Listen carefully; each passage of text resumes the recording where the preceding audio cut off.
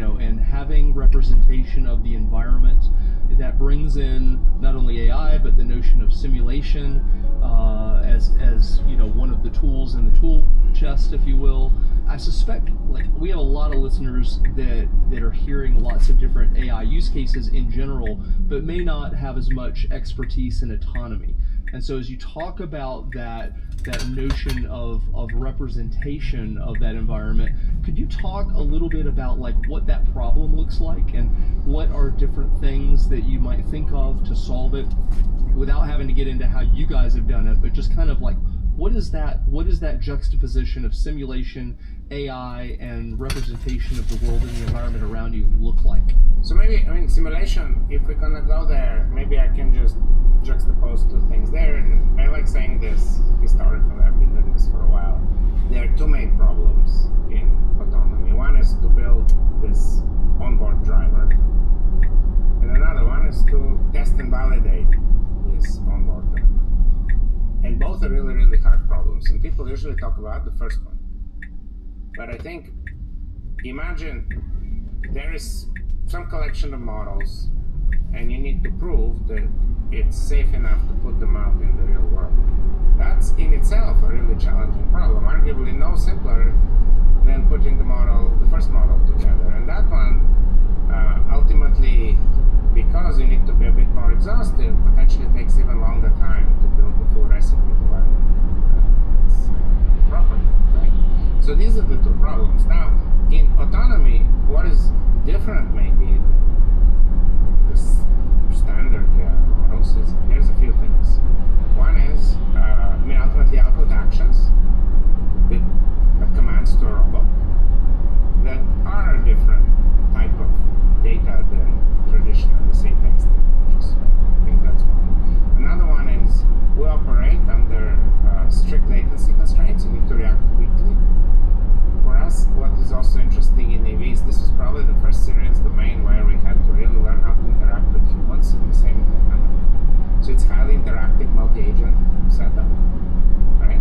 And then we have additionally, if we choose to add additional sensors and cameras, we have a lot more modalities coming in, and we have a ton of data. So essentially the way to think of it is, imagine you get maybe billions of sensor reading per second, or even tens of billions, a lot.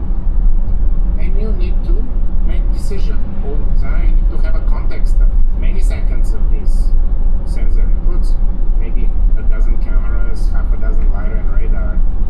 So you need to collect, maybe 5 to 10 seconds, some can argue 20, 30 of context to make a decision, right? So, and the decision is fairly low dimensional. It's like, okay, steering or, acceleration. But the inputs are incredibly bulky, and so you need to somehow learn the mapping from this extremely high dimensional space, representational space, to decisions. That's very hard, right? Under latency constraints, under safety critical constraints. That's what makes our domain interesting. Now, a lot of the things that work in machine learning in one domain transfer to the other, right? So, yes, there is, for example, very similar scaling law findings that if you have cutting edge architectures and you do proper, studies and scaling, and you have a lot more data and compute features, and now for every class of algorithms there's a bit different scaling laws, but even the simpler imitative algorithms that people also did in language predict next token, they can predict next action, right? There's these direct parallels. You can do reinforcement learning in language, we can do reinforcement learning in our simulator, right?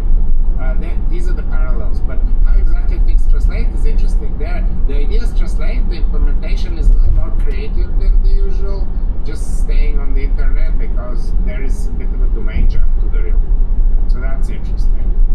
The other part is, compared to, say, language, LLMs, we have a paper, Motion LM, from 2 or 3 years ago, where the idea was, hey, why don't we tokenize motions to make them like language? It turns out it's a very effective idea. Now, it models that architecture, which is very LLM inspired. It models future interactions of agents in the environment very well. Like, you can think of agents talk to each other with these motions they execute simultaneously in an environment, and now you can leverage the machine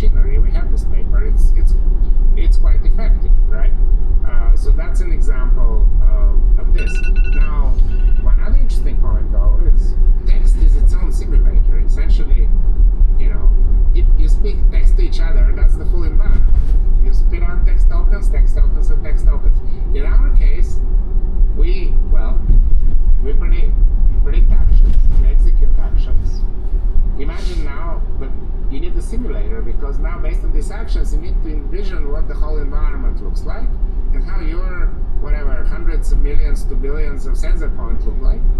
So now you need something that generates them as you act, so you can test yourself how you behave over time. As you make decisions at a fairly high frequency, then there is a known problem which is called covariate shift. Essentially, decisions can take you to places you may not have seen before in the data. And there you may have particular failure things that you may not observe unless you push yourself and drive on policy to those places in the data. But to drive there, now you need the simulator. The simulator where, you don't go somewhere else entirely as opposed to the actual place you will end up with decision making. So that's another very interesting point. Like, simulation is hard. If you want robust testing, simply having drivers on the road is not a particularly scalable solution if you want to keep iterating on your stack, because some of the events happen once in a million miles or more, and you would much rather test them in the simulator. But for the simulator, now you have to solve this problem, which is interesting and challenging. So that's unique,